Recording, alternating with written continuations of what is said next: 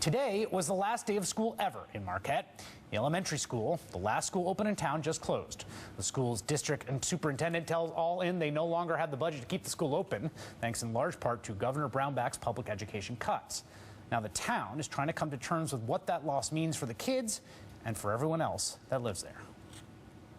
When a town loses its school, you lose the town. It's just like you're losing a part of your family, like a part of your family is being torn away from you. The heart of a community is its school. And for many communities across America, from neighborhoods in Detroit and Chicago to small towns in West Virginia and Kansas, that school is not only its heart, but its life force. When funding for education gets cut, schools end up on the chopping block. 54 public schools in Chicago are slated to close at the end of this school year. 44 Detroit schools will close at the end of this year. Philadelphia is closing 23 schools, Washington, D.C., 15. And when a school shuts down, it doesn't just affect the students. It can devastate the community.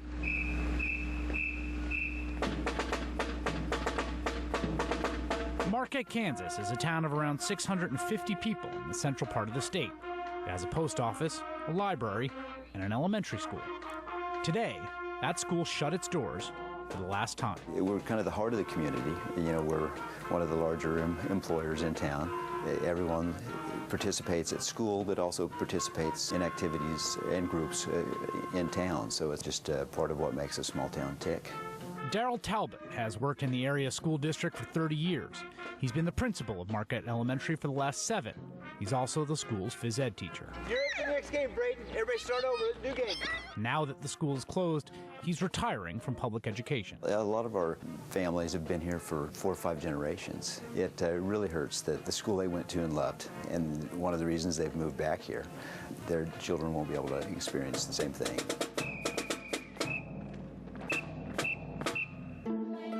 The decision by the Smoky Valley School Board to shutter Marquette Elementary was made to close a budget gap.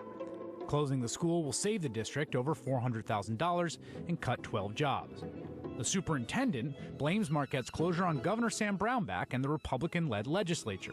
Together, they've cut budgets for schools so much, the Kansas Supreme Court declared school funding levels unconstitutional earlier this year. Of course, teachers aren't being paid as well. We're cutting programs. I fear for a lot of small-town schools in Kansas. But raising children in a small community was what brought many parents back to their hometown of Marquette. It's very heartbreaking, and so many emotions trying to deal with all of it because it is so close to your heart to have your kids go to school, the same school you went to.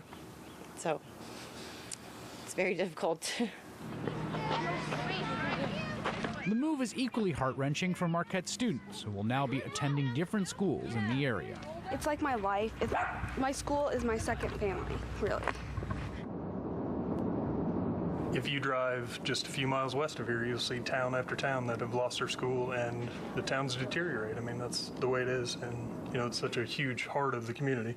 The schools are, and it attracts young kids and young families, and that's a tough thing to lose. Drive 3 hours southwest to the town of Bloom, Kansas, and you can see firsthand what the closing of a school does to a community.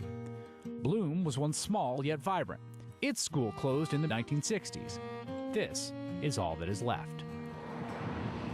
What happens to Marquette after its elementary school closes weighs heavily on people's minds. It's so much a part of us that it's even hard to talk about. Somebody compared it the other day to having a tornado come through and take your home away, and you can't do anything about it. It takes a little bit of time to recover. It's like a child being lost, and so you have to grieve a little bit.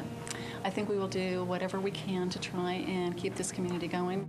In this country, we talk about the value of education for our children, but little by little, through legislation, through budget cuts, in cities and towns across America, that value is being chipped away. And communities lose not only their center, but everything that comes with it. We've had a tremendous blow, but Marquette has always been a survivor, and we're going to survive this, not because we want to, because we have to.